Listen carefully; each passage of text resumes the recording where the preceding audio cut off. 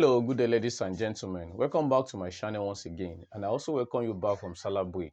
Hope you guys enjoyed the break very well. So we have a question for us to look at from Waec, June 2010, question 25. Given that tan x equals to 1, where 0 degrees less than or equals to x less than or equals to 90 degrees, evaluate 1 minus sine square x over cos x. So this question is based on what? Trigonometry. So let's solve the problems together. First thing you should do, let's write this one out. 1 minus sine square x over cos x. So you see this one, for things to be easier for you, go to the rule of identities. From identities, cos square x plus sine square x is equals to 1. So I can make cos square x set of the formula here. If I do that, I should have what? Cos square x equals to 1 minus sine square x. As you can see, we have it as the numerator here.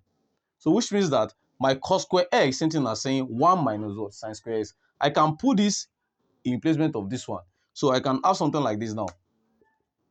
Cos square x over what? Cos x. This one means how many cos? 2 cos. So which means I will have what?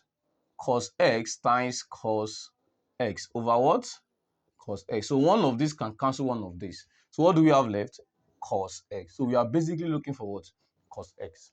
Instead of using this long, complex trigonometric expression. So just this and this, they are the same because I've just simplified it now. Do you understand? So we are looking for cos x. So how do we achieve this? Go back to your question again from SOHCAHTOA.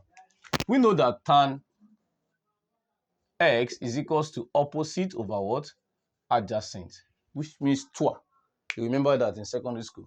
Now, the largest angle here is 90 degrees, which means we have a right angle triangle involved. So what we need to do is to draw our right angle triangle, just like this.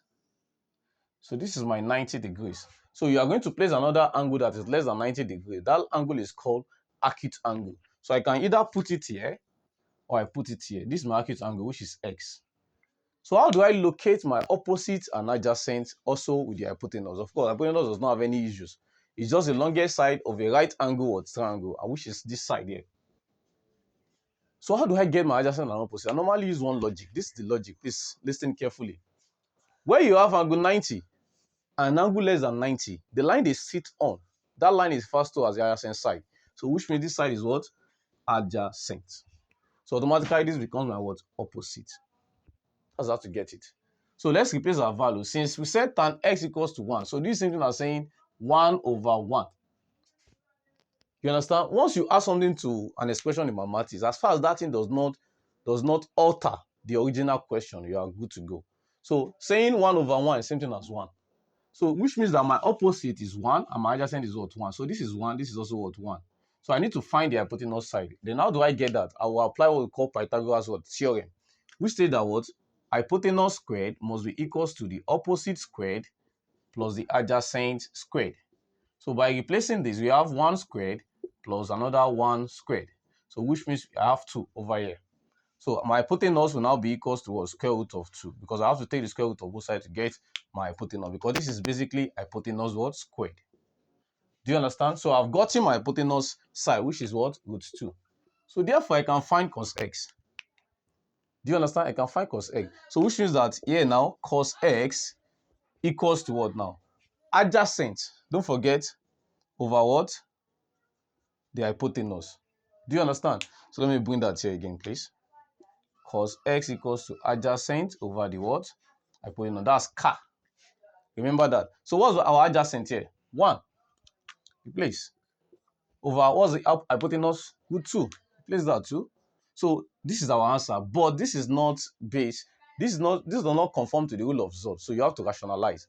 So in rationalize, this means you multiply by root 2 over root 2. So 1 times root 2 is root 2, and root 2 times 2 is simply what? 2. So which is our final answer. So the answer is root 2 over 2, which means option C. That's all.